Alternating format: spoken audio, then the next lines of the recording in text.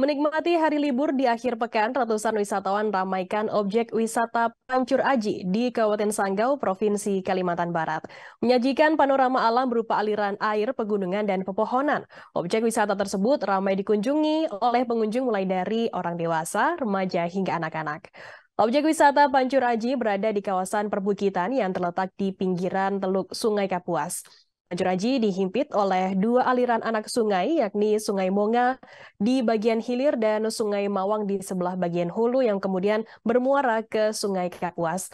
Untuk mengetahui informasi lebih lengkapnya terkait hal ini akan disampaikan oleh rekan jurnalis kami dari Tribun Pontianak, ada Marpina Wulandari yang akan melaporkannya.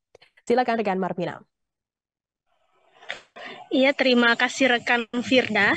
Jadi untuk objek wisata Pancur Aji memang merupakan salah satu objek wisata yang cukup digemari karena letaknya itu yang tidak jauh dari pusat kota di Kabupaten Sanggau, Provinsi Kalimantan Barat. Nah, kebetulan Kabupaten Sanggau ini juga merupakan kabupaten yang berada di pertengahan Provinsi Kalbar. Jadi dari arah kota maupun arah hulu itu pasti akan melintasi Kabupaten Sanggau. Nah, objek wisata Pancur Aji ini bisa dikunjungi oleh wisatawan hanya dengan menempuh jarak 3 kilometer atau sekitar 15 sampai 20 menit dari pusat Kabupaten Sanggau. Dan untuk masuk ke sana itu Tribuners hanya perlu membayar tiket seharga Rp5.000 per orang untuk orang dewasa dan anak-anak itu Rp2.000. Nah, kalau anak-anak di bawah usia 3 tahun itu tidak dikenakan biaya. Nah,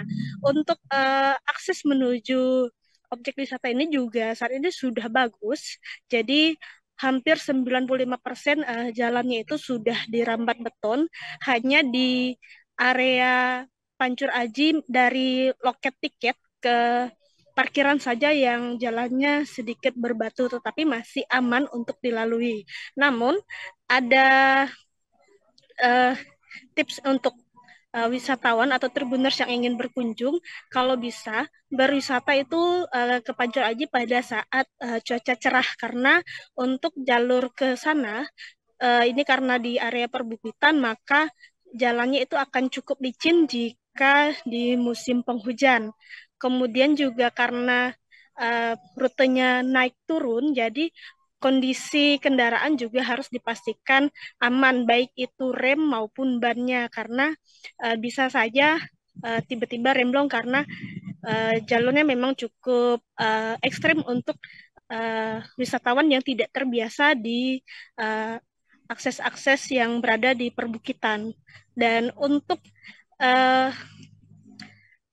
wahana yang disediakan itu memang tidak terlalu banyak, hanya disediakan seperti pendopo-pendopo untuk bersantai saja, dan wisatawan itu paling hanya bisa bermain di aliran sungai kecilnya atau riam-riam kecilnya. Dan kalaupun membawa anak-anak tentunya harus sangat diawasi karena ada beberapa tempat yang cukup licin dan juga cukup curam. Begitu, Firda. Baik, terima kasih rekan Marbina Wulandari dari Tribun Pontianak atas laporan Anda. Selamat bertugas kembali.